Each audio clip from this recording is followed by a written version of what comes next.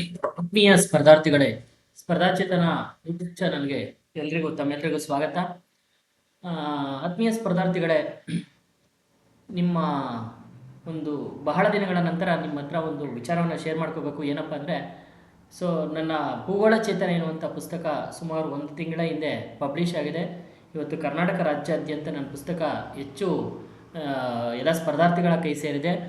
ಈ ಒಂದು ಭೂಗೋಳ ಚೇತನ ಎನ್ನುವಂಥ ಪುಸ್ತಕ ನಾವು ಮಾಡಿರುವಂಥ ಉದ್ದೇಶ ನಿಮ್ಮಂಥ ಸಾವಿರಾರು ವಿದ್ಯಾರ್ಥಿಗಳಿಗೆ ಒಳ್ಳೆಯದಾಗಲಿ ಅನ್ನೋ ಪರ್ಪಸನ್ನು ಇಟ್ಕೊಂಡು ಅನೇಕ ವೆಬ್ಸೈಟನ್ನು ಆಧರಿಸಿ NCERT ಬೇಸ್ಡ್ ಆಧರಿಸಿ ಓಲ್ಡ್ ಪೇಪರನ್ನು ಸಾಲ್ವ್ ಮಾಡಿ ಎಲ್ಲ ಕಾಂಪಿಟೇಟಿವ್ ಎಕ್ಸಾಮ್ಗೆ, ಅದು PC, KS, STA, FTA, police constable ಈ ಎಲ್ಲ ಸ್ಪರ್ಧಾತ್ಮಕ ಪರೀಕ್ಷೆಗಳನ್ನು ಮನಸ್ಸಲ್ಲಿಟ್ಕೊಂಡು ನಿಮಗೆಲ್ಲ ಕಾಂಪಿಟೇಟಿವ್ ಯುಗದಲ್ಲಿ ಎಲ್ಲ ಎಕ್ಸಾಮಲ್ಲೂ ಕೂಡ ಈ ಪುಸ್ತಕದಿಂದ ಕ್ವಶನ್ ಬರಲಿ ಅನ್ನೋ ಒಂದು ಕಾರಣಕ್ಕೋಸ್ಕರ ಈ ಪುಸ್ತಕವನ್ನು ಹೊರತಂದಿದ್ದೀವಿ.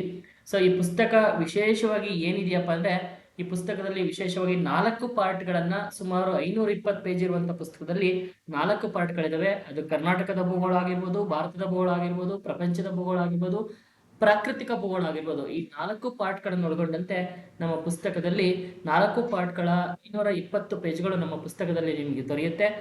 ಒಂದ್ಸಲಿ ಪುಸ್ತಕವನ್ನು ನೀವು ಪುಸ್ತಕ ಮಳಿಗೆಯಲ್ಲಿ ಓದಿ ಅಟ್ಲೀಸ್ಟ್ ಪರಿವಿಡಿಯನ್ನಾದರೂ ನೋಡಿ, ಅದರಲ್ಲಿರುವಂಥ ಟಾಪಿಕ್ಗಳನ್ನು ಒಂದ್ಸಲಿ ನೋಡಿ ನನ್ನ ಪುಸ್ತಕವನ್ನು ಪರ್ಚೇಸ್ ಮಾಡಿ ಮತ್ತು ನಿಮ್ಮೆಲ್ಲ ಫ್ರೆಂಡ್ಸ್ಗಳಿಗೂ ಶೇರ್ ಮಾಡಿ. ಖಂಡಿತವಾಗ್ಲೂ ಈ ಪುಸ್ತಕದಿಂದ ನಿಮ್ಮ ಸ್ಪರ್ಧಾತ್ಮಕ ಯುಗಕ್ಕೆ ಒಳ್ಳೆಯದಾಗುತ್ತೆ ಅಂತೇಳಿ ಆಶಿಸ್ತಾ, ಇನ್ನು ಪ್ರತಿದಿನ ನಿಮಗೆ ಒಂದು 5ರಿಂದ 10 ಕ್ವಶನ್ಸನ್ನು ಪ್ರತಿದಿನ ನಿಮಗೆ ಕ್ವಶನ್ಸನ್ನು ಸಾಲ್ವ್ ಮಾಡ್ತಾ ಹೋಗ್ತಾ ಇರ್ತೀನಿ. ಯಾರೆಲ್ಲ ನಮ್ಮ ಚಾನಲ್ಗೆ ಇನ್ನೂ ಸಬ್ಸ್ಕ್ರೈಬ್ ಆಗಿಲ್ಲ, ಸಬ್ಸ್ಕ್ರೈಬ್ ಆಗ್ತಾ ಈ ಚಾನಲನ್ನು ಹೆಚ್ಚು ಬೆಳೆಸಬೇಕು ಅಂತೇಳಿ ನಿಮ್ಮ ಹತ್ರ ಕೇಳ್ಕೊಳ್ತಾ, ಇವತ್ತು ನಾವು ಭಾಳಷ್ಟು ಕರ್ನಾಟಕದ ನದಿಗಳಿಗೆ ಸಂಬಂಧಪಟ್ಟಂಥ ಕೆಲವು ಕ್ವಶನ್ಸ್ಗಳ ಬಗ್ಗೆ ನಾನು ನಿಮ್ಮ ಜೊತೆ ಶೇರ್ ಮಾಡ್ತಾ ಹೋಗ್ತೀನಿ. ಹಾಗಾಗಿ ಇಂಪಾರ್ಟೆಂಟ್ಲಿ ನಮಗೆ ಇಲ್ಲಿ ಏನು ಕ್ವಶನ್ಸ್ ಇದೆಯಪ್ಪ ಅಂದರೆ, ಫಸ್ಟ್ ಅಂದರೆ ನಿಮಗೆ ನೋಡಿ, ಎಲ್ಲ ಕಾಂಪಿಟೇಟಿವ್ ಎಕ್ಸಾಮಲ್ಲಿ ಕ್ವಶನ್ ರಿಪೀಟ್ ಆಗ್ತಾನೆ ಹೋಗ್ತಿರುತ್ತೆ. ಯಾವುದಪ್ಪ ಅಂದರೆ, ಇದು ಕ್ವಶನ್ನು ಬಂಗಾಳದ ದುಃಖಕಾರಕ ನದಿ ಯಾವುದು ಅಂತ ಕೇಳ್ತೇನೆ. ಅಂದರೆ ಬಂಗಾಳಕ್ಕೆ ಹೆಚ್ಚು ಅನಾಹುತವನ್ನು ಉಂಟು ಮಾಡುವ ನದಿಯನ್ನು ಆ ರಾಜ್ಯದ ಜನ ದುಃಖಕಾರಕ ನದಿ ಅಂತ ಕರೀತಾರೆ. ಆ ಪರ್ಪಸ್ಸಿಂದ ಬಂಗಾಳದ ದುಃಖಕಾರಕ ನದಿ ಯಾವುದು ಅಂತ ಕ್ವಶನ್ ಇದೆ. ಇದಕ್ಕೆ ಆಪ್ಷನ್ಸ್ಗಳು 4 ಇದೆ ನೋಡಿ.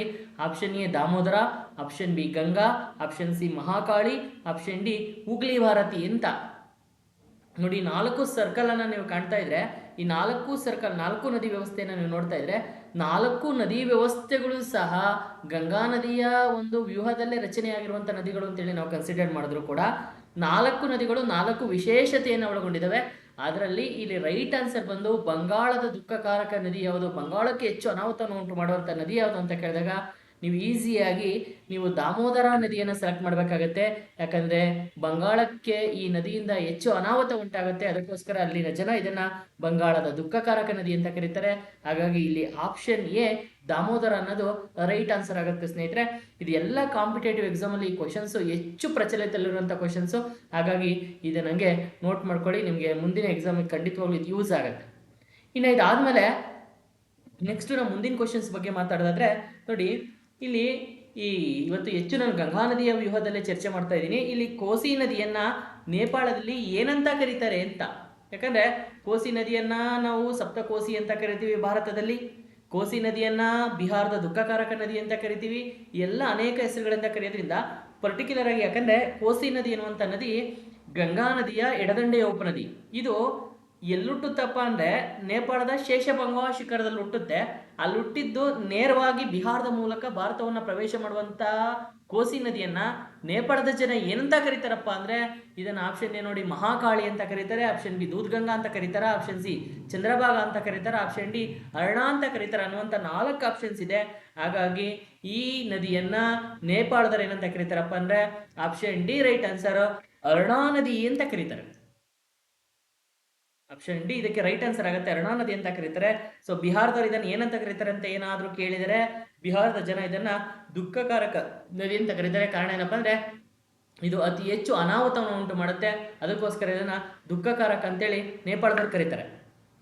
ಈ 2 ಕ್ವಶನ್ ಆದಮೇಲೆ ಮುಂದಿನ ಇಂಪಾರ್ಟೆಂಟ್ ಕ್ವಶನ್ಸ್ ಯಾವುದಪ್ಪ ಅಂದರೆ ನೋಡಿ ಸ್ನೇಹಿತರೆ, ನೋಡಿ ಇದು ಇತ್ತೀಚಿನ ಎಲ್ಲ ಎಕ್ಸಾಮಲ್ಲಿ ಇದು ಕೂಡ ಕ್ವಶನ್ಸ್ ರಿಪೀಟ್ ಆಗ್ತಾ ಇದೆ. ಸರ್ದಾರ್ ವಲ್ಲಭಭಾಯ್ ಪಟೇಲ್ ಅಣೆಕಟ್ಟು ಯಾವ ರಾಜ್ಯದಲ್ಲಿ ಕಂಡುಬರುತ್ತದೆ ಅಂತ. ಯಾಕಂದರೆ ಒಂದೊಂದು ಅಣೆಕಟ್ಟು ಒಂದೊಂದು ರಾಜ್ಯಕ್ಕೆ ವಿಶೇಷತೆಯನ್ನು ಕೊಡುಗೆಯನ್ನು ನೀಡುತ್ತೆ. ಅದೇ ರೀತಿ ಸರ್ದಾರ್ ವಲ್ಲಭಭಾಯ್ ಪಟೇಲ್ ಅಣೆಕಟ್ಟೆಯನ್ನು ಯಾವ ರಾಜ್ಯದಲ್ಲಿ ನಿರ್ಮಾಣ ಮಾಡಲಾಗಿದೆ ಅಂತ. ಸೊ ನಿಮಗೆ ಗೊತ್ತಿರಲಿ, ಬೇಸಿಕ್ ಸರ್ದಾರ್ ವಲ್ಲಭಭಾಯ್ ಪಟೇಲ್ ಅಣೆಕಟ್ಟೆಯನ್ನು ಯಾವ ನದಿ ಕಟ್ಟಿದ್ರಪ್ಪ ಅಂದರೆ ಭಾಳ ಪ್ರಮುಖವಾಗಿ ಈ ನದಿಯನ್ನು ನರ್ಮದಾ ನದಿಗೆ ನಿರ್ಮಾಣ ಮಾಡಿರುವಂಥ ಪ್ರಮುಖ ಅಣೆಕಟ್ಟು ಅಂತ ಕರಿತೀವಿ. ಯಾಕಂದರೆ ಇಡೀ ನರ್ಮದಾ ವ್ಯೂಹದಲ್ಲೇ ದೊಡ್ಡ, ಯಾಕಂದರೆ ನರ್ಮದಾ ನದಿಗೆ ಭಾರತದಲ್ಲಿ ಅತಿ ಹೆಚ್ಚು ಅಣೆಕಟ್ಟುಗಳನ್ನು ಕಟ್ಟಿದ್ದಾರೆ. ಭಾರತದಲ್ಲಿ ನರ್ಮದಾ ನದಿಗೆ ಅತಿ ಹೆಚ್ಚು ಅಣೆಕಟ್ಟುಗಳಿದ್ದಾವೆ. ಉಪ ಅಣೆಕಟ್ಟುಗಳು, ಚಿಕ್ಕ ಅಣೆಕಟ್ಟುಗಳನ್ನು ಸೇರಿಸಿದಾಗ ಇಡೀ ಭಾರತದಲ್ಲಿ ಅತಿ ಹೆಚ್ಚು ಅಣೆಕಟ್ಟನ್ನು ಒಳಗೊಂಡಿರುವಂಥ ನದಿ ಕೇಳಿದಾಗ ಅದು ನರ್ಮದಾ ನದಿ. ಸೊ ನರ್ಮದಾ ನದಿಗೆ ಹೆಚ್ಚು ಅಣೆಕಟ್ಟುಗಳನ್ನು ಕಟ್ಟಿರುವ ಕಾರಣದಿಂದಲೇ ನರ್ಮದಾ ನದಿಯು ಭಾರತದ ನದಿ ವ್ಯವಸ್ಥೆಯಲ್ಲೇ ಹೆಚ್ಚು ವಿವಾದವನ್ನು ಪಡ್ಕೊಂಡಿರುವಂಥ ನದಿ ವ್ಯವಸ್ಥೆ ಯಾವುದು ಅಂತ ಬಂದಾಗ ಅದು ನಾವು ನರ್ಮದಾ ನದಿ ಅಂತಲೇ ಕರಿತೀವಿ. ಆ ಕಾರಣಕ್ಕೋಸ್ಕರ ಸರ್ದಾರ್ ವಲ್ಲಭಾಯ್ ಪಟೇಲ್ ಅನ್ನೋದು ನರ್ಮದಾ ವ್ಯೂಹದಲ್ಲೇ ದೊಡ್ಡ ಅಣೆಕಟ್ಟು. ನರ್ಮದಾ ನದಿಗೆ ಕಟ್ಟಿರುವಂಥ ಸರ್ದಾರ್ ವಲ್ಲಭಾಯ್ ಪಟೇಲ್ ಅಣೆಕಟ್ಟು ಯಾವ ರಾಜ್ಯದಲ್ಲಿ, ಅದಕ್ಕೆ ಇಲ್ಲಿ 4 ಆಪ್ಷನ್ ಡಿಸ್ಪ್ಲೇ ಆಗ್ತಾ ಇದೆ. Option A Maharashtra, option B Rajasthan, option C Gujarat, option D Madhya Pradesh ಅಂತ 4 ರಾಜ್ಯಗಳು ಡಿಸ್ಪ್ಲೇ ಆಗ್ತಾ ಇದೆ. ಈ ರೈಟ್ ಆನ್ಸರ್ ಬಂದು ಯಾವ ರಾಜ್ಯನಪ್ಪ ಅಂದರೆ ಇದು ಸರ್ದಾರ್ ವಲ್ಲಭಾಯ್ ಪಟೇಲ್ ಇರೋದು ಆಪ್ಷನ್ ಸಿ ಗುಜರಾತ್ ರಾಜ್ಯದಲ್ಲಿ. ಸೊ ಸರ್ದಾರ್ ವಲ್ಲಭಾಯ್ ಪಟೇಲ್ ಅಣೆಕಟ್ಟಿದೆ. ಹಾಗಾಗಿ ಆಪ್ಷನ್ ಸಿ ಇದಕ್ಕೆ ರೈಟ್ ಆನ್ಸರ್ ಆಗುತ್ತೆ. ಇದಾದ್ಮೇಲೆ ಸ್ನೇಹಿತರೆ ಕ್ವಶನ್ ನಂಬರ್ 4 4ನೇದು ಯಾವ್ದಿದೆಯಪ್ಪ ಅಂದರೆ ನೋಡಿ, ಇತ್ತೀಚೆಗಂತೂ ಈ ಕ್ವಶನ್ಸ್ ಜಾಸ್ತಿ ಕೇಳ್ತಾ ಇದ್ದೇನೆ. ಯಾಕಪ್ಪ ಅಂದರೆ ಕರ್ಕಾಟಕ ಸಂಕ್ರಾಂತಿ ವೃತ್ತವನ್ನು 2 ಬಾರಿ ಹಾದು ಹೋಗುವಂಥ ನದಿ ಯಾವುದು ಅಂತ ಕೇಳ್ತಾನೆ.